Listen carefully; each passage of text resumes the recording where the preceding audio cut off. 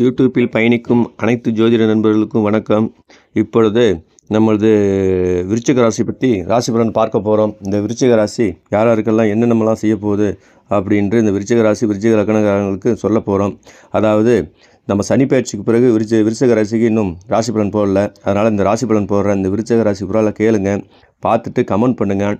Subscribe பண்ணாலும் subscribe பண்ணுங்கள். கீழே உள்ள கமெண்டில் உங்களுக்கு என்னென்ன விஷயங்கள் வேணும்னு எழுதி போடுங்க. அதை பார்த்துட்டு உங்களுக்கான இது பெறும். ஜோதிடம் பார்க்குறவங்க கீழே உள்ள நம்பருக்கு கால் பண்ணுங்கள். என்னோட ஒரு முறை என்னை பாருங்கள், உங்களுக்கு எல்லா வகையான துன்பங்களும் நீங்கும். ஜோதிடம் ரொம்ப வித்தியாசமாக இருக்கும். என்கிட்ட பார்க்குறப்போ உங்களுக்கு எனக்கு தேவையான கேள்வி கிடைக்கும். நீங்கள் எந்த ஒரு பதிலையும் எனக்கு சொல்ல வேணாம். அதனால் நீங்கள் டேட் ஆஃப் பர்த் டைம் மட்டும் அனுப்புங்க. துல்லியமாக உங்களுக்கான ரிசல்ட்டு கண்டிப்பாக கிடைக்கும். என்ன ஒரு நடை செக் பண்ணி பாருங்கள். என்ன இதை விட்டுட்டு எல்லாரும் ஜோதிடர்கள் போட்டுகிட்டே இருக்காங்க. நாமளே ஒரு பதிலை சொல்லிவிட்டு நாமளே ஒரு பதில் வாங்கக்கூடாது. அதனால் நீங்கள் உங்களுடைய ஜாதகத்தை கொடுத்துட்டு என்கிட்ட கேள்விகள் கேளுங்க. உங்களுக்கான ரிசல்ட்டு வாட்ஸ்அப்பில் பார்க்கலாம், வாட்ஸ்அப்பில் பார்க்கலாம். நேரடியாக வரக்கூடிய சூழ்நிலை இருந்தால் நேரடியாக பாருங்கள். இப்பொழுது இந்த விருச்சிக ராசிக்கு பார்த்தீங்கன்னா, அதாவது ராசி அதிபதினு சொல்லக்கூடிய செவ்வாய் பார்த்திங்கன்னா 9ஆம் இடத்தில் இருக்குது. இந்த 9ஆம் இடத்தில் இருக்கிறது மிகப்பெரிய ஒரு நீச்சமாக இருக்கிறது, மிகப்பெரிய ஒரு நல்லது. காரணம் எப்படின்னா 1-6 கூடியவன் 9ஆம் இடத்தில் இருக்கிறது மிகப்பெரிய ஒரு இது. ஆனால் அதே டயத்தில் 10ஆம் அதிபதி 6ஆம் இடத்துக்கு போயிடுச்சுன்னா பதவி போயிடுச்சுன்னு அர்த்தம். இந்த 10ஆம் அதிபதி விருச்சிக ராசிக்காரங்களுக்கு 6ஆம் இடத்துக்கு போயிடுச்சுன்னா இந்த மாதம் முழுவதும், சித்திரை மாதம் முழுவதும் அவங்களுக்கு வேலை திண்டாட்டமாக இருக்கும். காரணம் என்ன கேட்டிங்கன்னா, அந்த 10ஆம் அதிபதி 6ஆம் இடத்துக்கு போயிடுச்சு, அது 12ஆம் இடத்தை பார்த்துரும். அது 7ஆம் பார்வையாக 12ஆம் இடத்தை பார்த்துருச்சுன்னா உங்களுக்கு வேலைக்கான ஒரு தேடல் ஆரம்பிச்சிடும். இருக்கிற வேலையை கெடுத்துப்பீங்க. அதுக்கான பரிகாரம் லாஸ்ட்டில் சொல்கிறேன். அதனால் இந்த விருச்சிக ராசிக்காரங்க ரொம்ப கவனமாக இருக்கக்கூடிய காலகட்டமாக இருக்குது. இந்த சித்திரை மாதம் முழுவதும் வேலையில் கவனம் தேவை. வேலையை விட்டவங்க வேலையை தேடுங்க, வேலையை விட போகிறவங்க வேலையை விட்டுறாதீங்க. காரணம் என்ன கேட்டிங்கன்னா, இந்த மாதம் முழுவதும் உங்களுடைய மூளை செயலிழக்கும், உங்களுடைய செலவுகள் அதிகரிக்கும், உங்களுடைய உடம்பில் பயங்கரமான நோய்கள் கூட்டக்கூடிய சூழ்நிலை ஆகிடும். காரணம் கேட்டால் உடம்பெல்லாம் கட்டி இந்த சம்மந்தப்பட்டான ஒரு விஷயங்கள் வந்துடும். உடம்பு உஷ்ண சம்மந்தம் அதிகமாகிடும். அதற்கு பிறகு ஹீட்டு உடம்பில் ரொம்ப பயங்கரமாகி மஞ்சக்காமாலை இந்த மாதிரிகள் நோய்கள் வந்துடும். அதனால் ரொம்ப கவனமாக இந்த மாதத்தை கையாளுங்க. ஏன்னா அந்த சூரியன் சொல்லக்கூடிய சூரியன் 6ஆம் இடத்துல இருந்துட்டுனா நோயை கொடுத்துருவான், 6ஆம் இடத்துல இருந்துட்டுனா கடனை கொடுத்துருவான், 6ஆம் இடத்துல இருந்துட்டுனா பல எதிரிகளை உருவாக்கிடுவான். அதனால் இந்த சூரியன் 10ஆம் அதிபதி 6ஆம் இடத்துக்கு போய் 6ஆம் அதிபதி 9ஆம் இடத்துக்கு போகிறதுனால செலவுகளை 3 மடங்கு அதிகப்படுத்தும். அதனால் இந்த விருச்சிக ராசிக்காரங்க ரொம்ப கவனமாக இருக்கணும். அது இல்லாமல் 5ஆம் இடத்தில் புதன், சுக்கிரன், சனி, ராகு இருப்பது காரணம் பார்த்தீங்கன்னா 3-4 கூடியவன் 5ஆம் இடத்தில் இருக்கிறான். அதே பிறகு 8ஆம் அதிபதி 5ஆம் இடத்தில் இருக்கிறான். அத்தைக்காரகன் சொல்லக்கூடிய சுக்கிரன் 5ஆம் இடத்தில் இருக்கிறான்.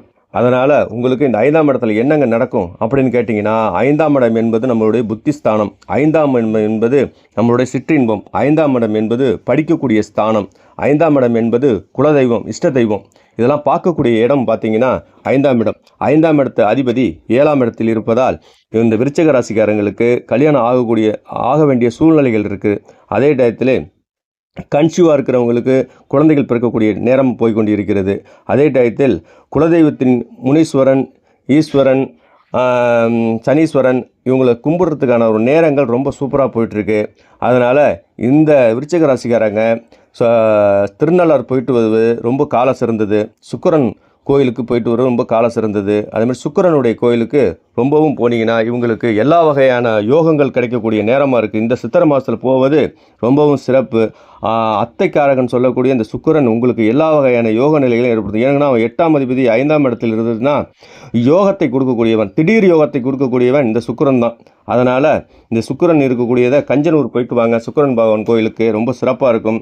நவகிரக ஸ்தலங்களுக்கு இப்போ போயிட்டு வருவது ரொம்பவும் சூப்பர். அது இல்லாமல் இந்த ஷேர் மார்க்கெட்டு இதில் இன்சூஸ் பண்ணுறவங்களாம் இப்போ பண்ணலாம். ஏன்னா ராகு 5ஆம் இடத்தில் இருப்பதால் இவங்களுக்கு இந்த ராகு பயிற்சி வரக்கூடிய காலகட்டத்தில் இவங்களுக்கு காசு பணம் எல்லாம் சேரக்கூடிய நேரங்களாக இருக்குது. அதை சேர்த்துக்குங்க.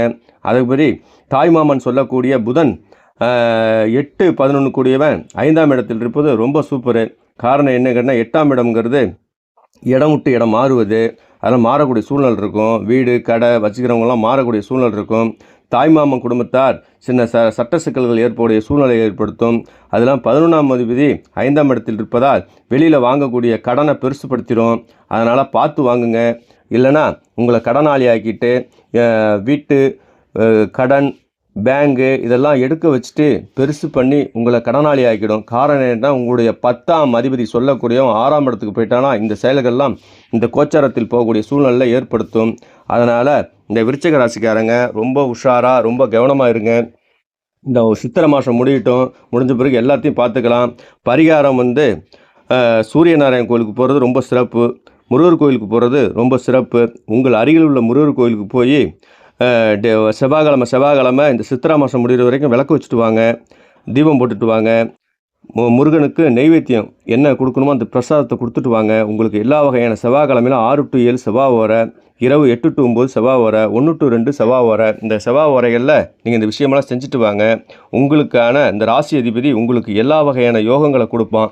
இல்லைன்னா நீங்கள் துன்பங்களே அனுபவக்கூடிய சூழ்நிலை ஆகிடும். சனி தான் நான் தொழிலியங்க, எங்களை என்னங்க செஞ்சிட போகுது அப்படின்னு சனி விட்டுருங்க. போகக்கூடிய கிரகங்கள், பிரிஞ்சிருக்கிற கிரகங்கள் எல்லா வகையான வேலைகளையும் பார்க்கும். 11ஆம் இடத்தில் இருக்கிற கேது பார்த்தீங்கன்னா உங்களுக்கு பெரிய ஒரு சொர்க்க லைஃப்பை கொடுக்குற மாதிரி கொடுத்து அவன் மொத்தத்தையும் எல்லாத்தையும் கெடுத்துருவான். காரணம் கேட்டால் இந்த கேது வந்து ரொம்ப டேஞ்சரான கிரகம். அது 11ஆம் இடத்துல இருக்கிறது நல்லதையும் செய்யும், கெட்டதையும் செய்யும். 5ஆம் இடத்துல இருக்கிறது 5 வகையான புத்திகளை உங்களுக்கு வேலை செய்ய வைக்கும். அதனால் ரொம்ப கேர்ஃபுல்லாக இருங்க. அதனால் இந்த சித்திரை மாதம் முடிகிற வரைக்கும் பெரிய விஷயங்களே செஞ்சிடாதீங்க. கோச்சாரத்தில் போகக்கூடிய விருச்சிக ராசி, விருச்சிக லக்னக்காரங்களுக்கு எல்லா வகையான யோகங்கள் காத்து கொண்டு இருக்கிறது சித்திரை மாதத்துக்கு பிறகு. அதனால் அந்த விஷயத்தை செய்யுங்க. நன்றி, வணக்கம்.